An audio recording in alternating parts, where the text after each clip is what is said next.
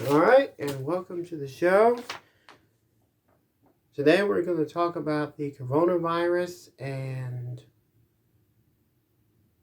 pretty much what the government is doing to fix that problem.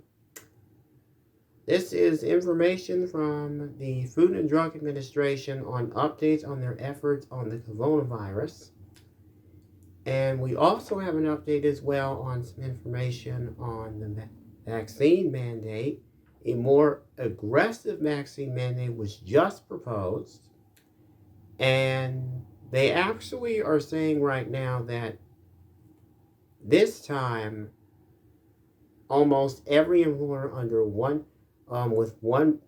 more than 100 employers actually gets to go on ahead and get vaccinated, or under 100 more employers, or either face fees of up to $10,000 if not more. That got lawsuits from 26 states. So just to keep in mind on what's going on.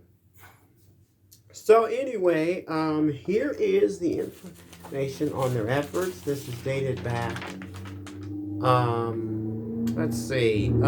October 29th of last week. Acting FDA Commissioner Janet Woodcock from the MD and the Director of the Food and Drug Administration Center for Biological Evaluation and George Peter Marks discussed the FDA's actions to expand the use of single booster dose for COVID-19 vaccines in eligible populations. They have also investigated information about what they discovered about how medical gloves have been handled. They investigated what appears to have been reprocessed, cleaned, or recycled medical gloves that are sold as new gloves. Most manufacturers and shippers of medical gloves have failed to consistently deliver quality gloves required by the United States government. And they have also authorized brand new tests as well for the COVID-19 virus. This includes a single test for people with COVID-19 symptoms. A serial test for people without symptoms. A serial test means the test is done 2 times over 3 days. The test can be used for people ages 14 years or older with a self-collected nostril swab sample. And those results will be sent to your doctor, and then after that, they'll check and see if you have COVID or not. Same thing for ages 2 years or older with an adult collects the nostril swab sample. And they also have more tests that they have released under authorization by emergency authorization. They have 421 tests and sample collective devices, 293 molecular tests and samples collection devices, 90 antibodies and other immune response tests, 38 antigen tests, 66 molecular authorization and antibody authorization, 3 EUAs for molecular prescription, 3 EUAs for antigen prescription at home tests, 9 EUAs for antigen over-the-counter OTC at home tests, 3 EUAs for molecular OTC at home tests, and 16 antigen tests for serial and screening. 667 revisions to the EUA authorizations. So they have tons and tons of tests to make sure whether you have the virus or not. And what that means is that they're making sure that your safety and your well-being is required for you to take these, because they want to have multiple test results to make sure that they have enough vaccinations to vaccinate people. So that is what they are doing. And now we're going to catch up on the latest news from the president's trip to the GQ summit. in the world stage at the United Nations Climate Conference, COP26, announces new efforts to tackle climate change. And I got notes on that as well. This should be pretty interesting.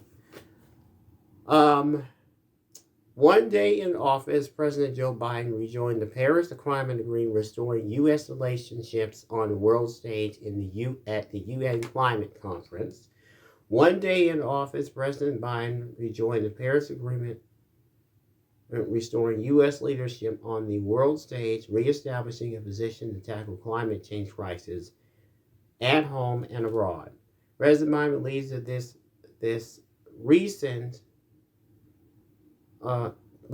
isn't a challenge for future generations, but are all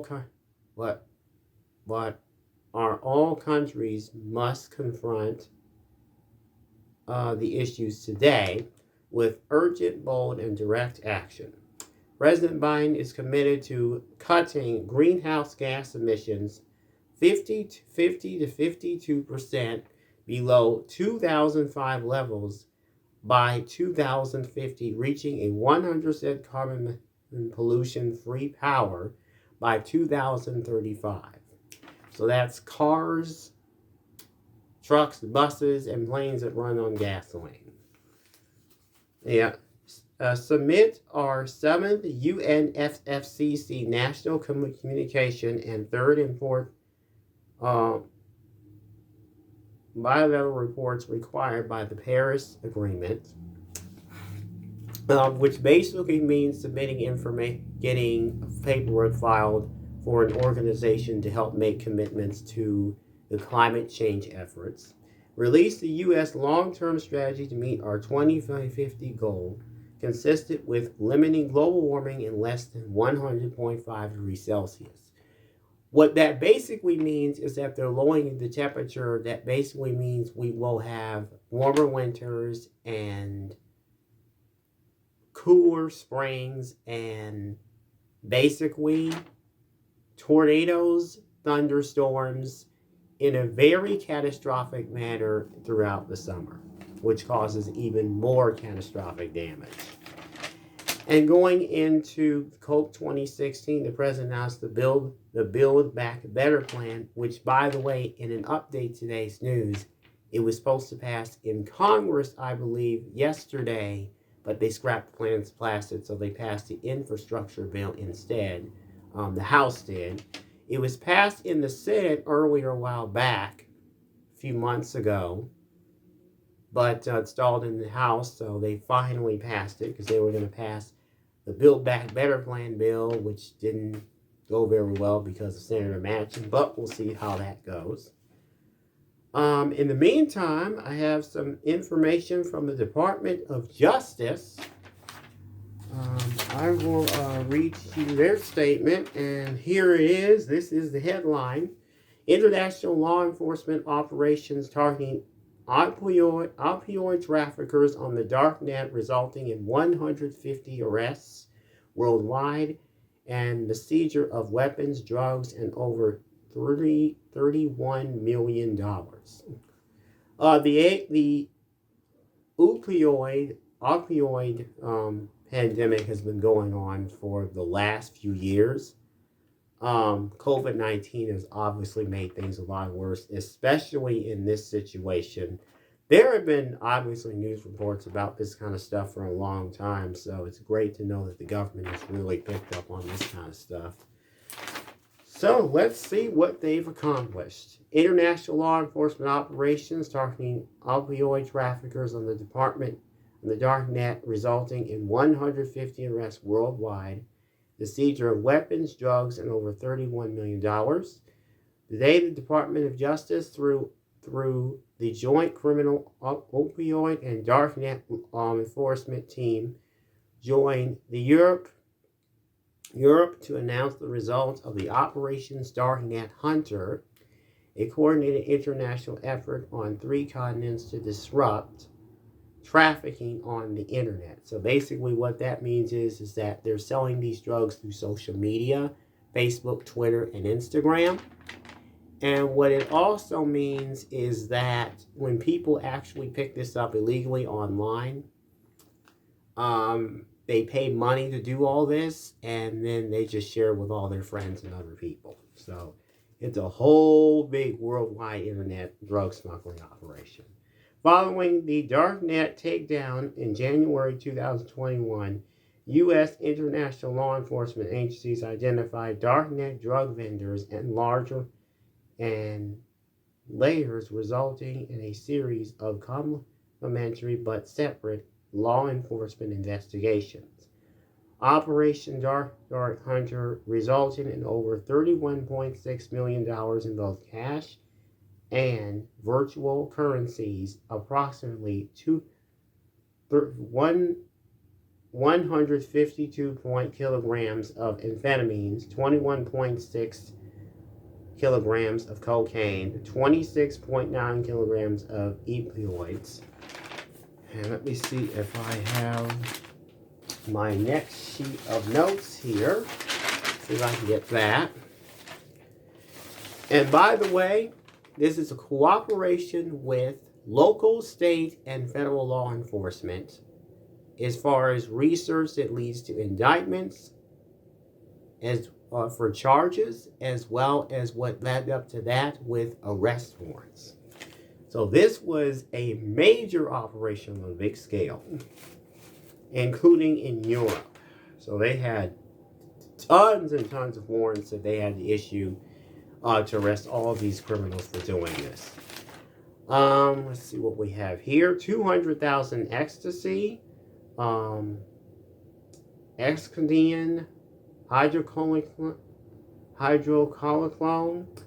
methamphetamines, counterfeit medicine, and 45 arms. Operation Dark Hunter led to 65 arrests in the United States, 1 in Bulgaria, 3 in France, and 47 in Germany from the Netherlands. The 10-month massive international law enforcement operation spanned across 3 continents, involved dozens of U.S. and international law enforcement agencies to send one clear message to those in hiding on the internet illegally. Here's a statement from one of the law enforcement agencies involved in the investigation. Let me see here. I believe, I don't have it, but here's a statement from one of the law enforcement agencies. It states, and I quote, "The men and women of the Department Criminal Division in close cooperation with one of the interagencies and international partners stand ready to leverage all of resources to protect our community through the pursuit of those who profit from additional and under the false that they are using are anonymous on the dark net." So that is one of the statements from the law enforcement agencies that were involved in this, as well as the United States government. I'm not surprised that the FBI is involved in this too, along with the CIA. So it's a big, big cooperation with everybody on their efforts on this. And so finally, for today's news, we are going to get to a brand new CDC study, which basically states, and here's the headline: new CDC study, vaccination offers protection that previous COVID-19 in, let's see, actually, let me see if I can read the headline. New CDC study shows that vaccination offers higher protection than previous COVID-19 infections, which basically means that they believe that COVID-19 is actually more protective than they ever thought. So it's proof with the studies that they've done. This was done